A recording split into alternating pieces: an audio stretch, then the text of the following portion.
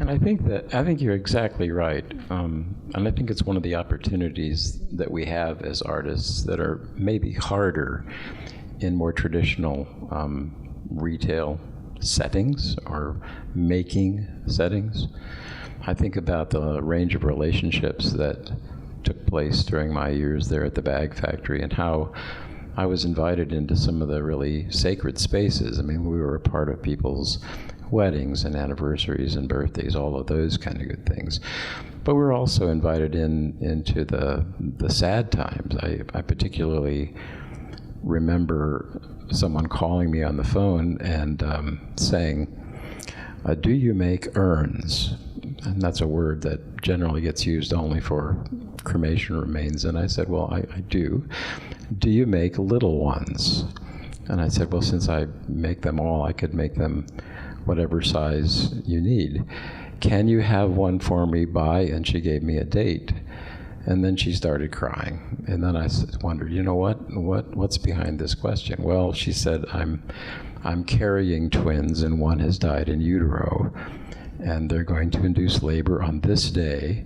And so at this time, we're going to need this. Pretty sacred space. Many of those stories over the years. It's a rare place. Again, something I really didn't expect, but I think your explanation, Meryl, about this being in the community and of it also, yeah.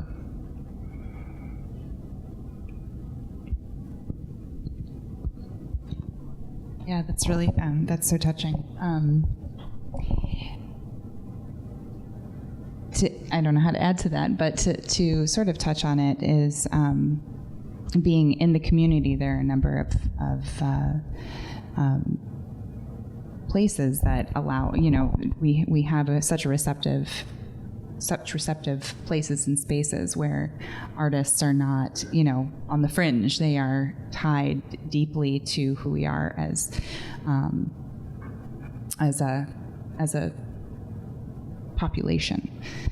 I was thinking that just on Main Street, if you walk into Studio Ace of Spades on Main Street, I don't know if anyone is aware that there's a huge installation going in the back that I felt like I was walking into this sacred space. So the third, it's a web development space, but they have an empty room behind where they do most of the web development.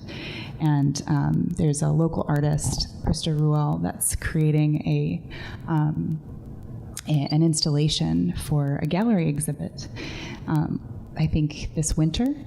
And she needed a place, and one of the downtown business owners allowed her to take over that space. And I walked in today, and I thought, I've been transported into a completely sacred space of creation, and to walk in, and it's floor to ceiling of just beautiful three-dimensional work that's mixed media and color, and it was pretty impressionable on me. I mean, I thought, oh boy, this is beyond craft or production. This goes into another realm of what artists are capable of, providing a journey to the public and